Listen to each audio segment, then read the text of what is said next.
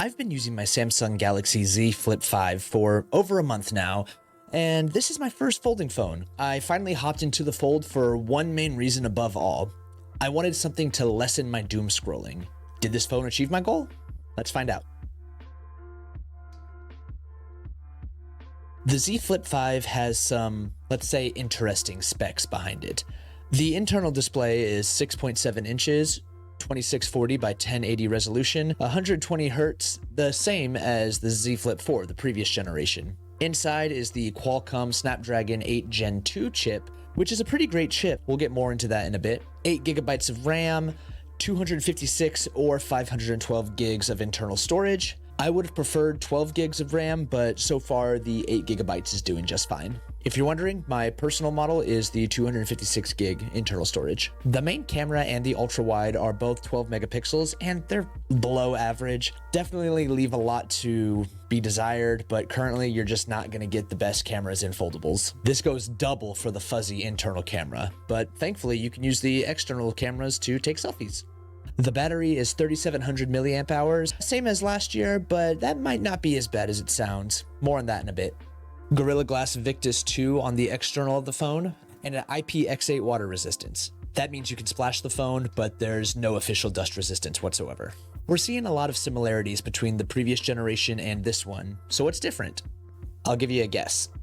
That's right, the hinge. Samsung has changed the hinge this time around, providing a more gentle curve, and it includes less parts, which means less things that could stress the screen and less things that could break entirely. The new hinge allows you to fully close the phone, which makes the most satisfying clap. But for real, the biggest change by far is the cover screen, or the flex window as they call it. It's a 3.4 inch 720 by 748 pixel display. Huge upgrade from the tiny bar in the previous generations. While it comes with some decent widgets, you can run any app on it after downloading the Good Lock app and the multi-star module from the Galaxy Store, which is completely unnecessary. Just make it default Samsung. And that was the selling point for me. With this phone, I could see myself actually using the unnecessary parts of my phone less, and thus lowering time wasted on doom scrolling. So what's doom scrolling? We've all been there before. You check a notification, be it text, email, DM, whatever, and you take care of that notification, and boom, 2 hours later, you've been on TikTok this whole time.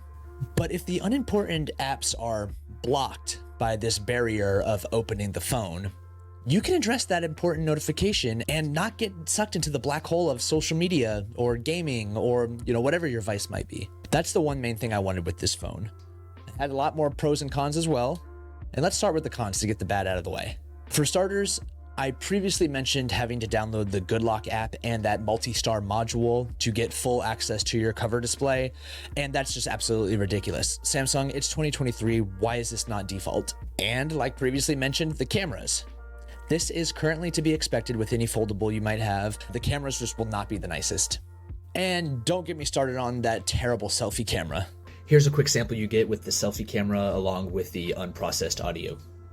But like I said, you don't have to use it that often, thankfully. Now, this next gripe is 100% personal, and I think it comes from the muscle memory of my previous phone, the Pixel 6 Pro, but I wish they swapped the button placement. I will constantly hit the volume rockers when I'm trying to turn the phone on or off, and vice versa. When I'm trying to change the volume, I will just lock the phone entirely. Although I am slowly getting more used to it with time. Speaking of the outside, this phone is extremely slippery. I'll recommend a grippy case any time of day. And of course, with any foldable, you're going to notice the crease. While it seems to be getting more and more shallow each generation, it's still not gone yet. Speaking of the crease, let's start with the pros list, because I actually like the crease. Visually, you get used to it in a day or so, but swiping your finger over it, you still feel it, and I like it. It gives a little tactile texture and just scratches that little fidgety part of my brain. The hinge that's creating the crease is very strong and can hold almost any angle you open it to. I've really been enjoying the flex mode that this phone offers. When you open it at a 45-degree angle, the bottom half turns into a little trackpad with a few options available, and you control the app like a little laptop. On the side, the fingerprint sensor is fast and snappy.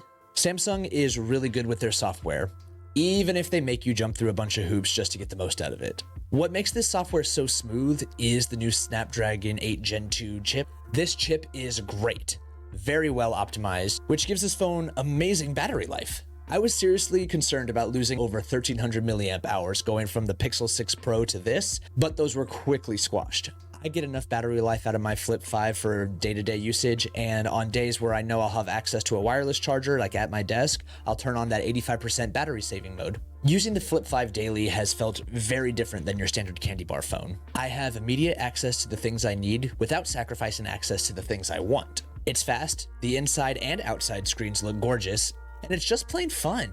The compact size, while thicker when folded, still feels like it takes up so much less space in your pockets. Plus, it feels nice to hold in a shirt pocket. So let's answer the major question. Did this phone lessen my doom scrolling? In short, yes. I've seriously noticed that I've used the unnecessary parts of this phone less than any previous one I've had. It's just a small barrier of physically opening the phone that makes my brain go, actually, I don't need to endlessly browse social media right now. I realize it sounds silly purchasing a phone with the goal of using it less, but in this day and age where every digital product is designed and developed to suck as much of your time as possible, it's nice having that little boundary in between. Am I happy with this purchase? Absolutely. Do I still think there are issues that need to be addressed? 100%. But I'd still recommend this to anyone who's remotely interested in getting into their first foldable. But what do you think? Let me know in the comments below. Do you have a foldable? Do you have a Flip 5? Are you looking to get a foldable? Do you think it's just a gimmick that's gonna go away in a few years? I'd love to hear your thoughts. Leave a comment below. Feel free to give this a like and subscribe for future tech videos. Thanks, I'll catch y'all later. Bye.